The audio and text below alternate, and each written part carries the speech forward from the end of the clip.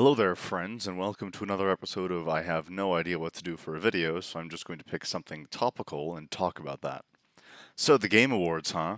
Anyways, I've got the categories open here. I'm not going to put them on the screen because there's no real point. I've only got an opinion on one of them. I'll briefly go over everything else. So, basically, here's what you need to know. I don't play any AAA games, really. I play a couple of them. Only game I really played out of any on these lists is Elden Ring. Pretty good game. I still haven't finished it. I probably should go back and finish it. I probably should go back and finish Dark Souls 3 if I'm being honest with you. But in any case, if there's a category with a bunch of AAA games and Elden Ring, I voted for Elden Ring. It's the only one I've played, and it's a really good game. Pretty fun. Also, God of War Ragnarok looks dog shit. I don't know. There's a video going around of like the amount of hand holding the game gives you, and it's actually kind of terrifying. Anyways, yeah, that covers most of the categories. So the ones that I actually have mild opinions on. Best art direction. It's Scorn, obviously. I haven't played the game. I haven't really played any other games on here. But you can literally just look at the thumbnails.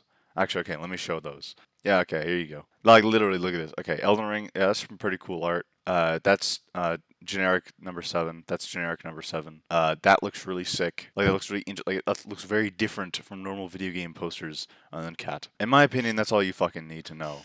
But I have seen gameplay and stuff of most of these games, actually. No, yeah, of all of these games. I've seen gameplay of all these games, and yeah, Scorn takes the cake. Also, on a lot of these, I just don't have an opinion at all. Like, if I don't mention it, I don't have an opinion because I haven't played any of the games. Best indie game? Funnily enough, I haven't actually fucking played any of these. I've heard that Neon White and Cult of the Lamb are good, though. But I really like Cult of the Lamb's music, so I voted for that one. Lol. Best VR or slash AR. This one I have an opinion on. First off, the Among Us VR game is on here, which is so cool. I love that. I love that that's being considered for game of the year. Yeah, it's probably kind of fun to play, but I'm gonna kill you, right? Like, do you understand? I've seen gameplay of this game. It's it's like VR chat. Like you could make this in VR. Like I'm not even shitting you. There's probably a VR chat Among Us that is like on par with this. Not that that's a bad thing. Your VR games don't need to be like crazy innovative, but if something is being nominated for Game of the Year, it should be, right? And what really gets my goat, it's right next to fucking Bone Lab. Bone Lab! The fucking one of the most innovative VR games. No, probably the most innovative VR. Yes, actually, the most innovative VR game of all time, hands down. No argument. Literally, you cannot argue with that. The amount of innovative features that Bone Lab and Boneworks by extension has has who cares? It's insane, right? It's crazy. You could literally just have the game be the demo for the avatar swapping, and it would be better than half the VR games on Steam. Maybe 70%. I'm not too sure about these other games. You want let me do a little bit of quick research. These are going to be some real first impressions on VR games here, because holy hell, I know nothing about these. So take all this with a grain of salt. After the Fall, I'm on the Steam page right now. $40 for a VR game. Same price as Bone Lab, so it better be good. Is this even VR? Is there like a full gameplay trailer somewhere? Okay. Game doesn't look terrible, but it also, I mean, it just looks like kind of bog standard horde shooter, but in VR. Which is, I guess, it's kind of interesting, but it's not really what I'd think of if I hear Game of the Year for VR. No shade to the devs, but it does not seem that interesting. Shooting looks satisfying enough. Doesn't look like it has that much depth, though. Again, I can only glean so much from the trailers. Now Moss. Give me a gameplay trailer. No gameplay trailer.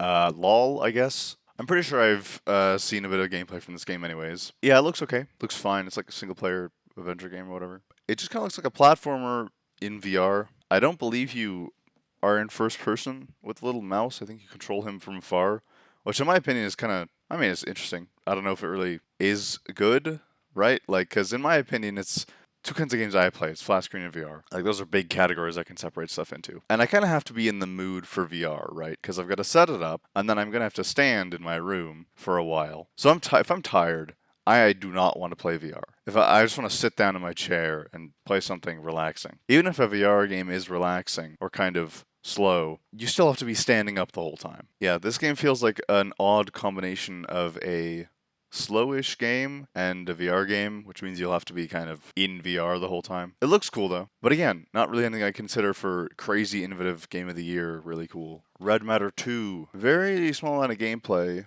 but this does look cool. Ah, look at this. Look at this.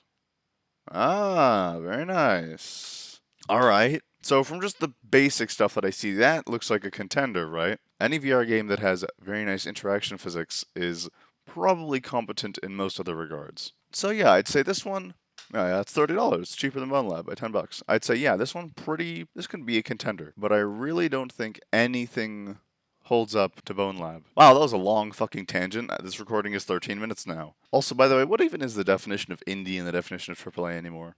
Like, what is Stress Level Zero considered? Like, it's weird, right? Because couldn't Boneworks go on some of the indie titles? I mean, it's not like Stress Level Zero is a crazy AAA dev. They've got, I think, like 20 people working on the game. What is even counted as indie and what is counted as AAA? Who knows? Maybe there is actually a definition, and I'm just stupid. But I don't care enough to look it up, because again, recording's long. Anyways, there you go. There's my unfiltered, shitty opinion about the Game Awards, in which I probably made 17 logical fallacies. Okay, well, I have to end the video somehow.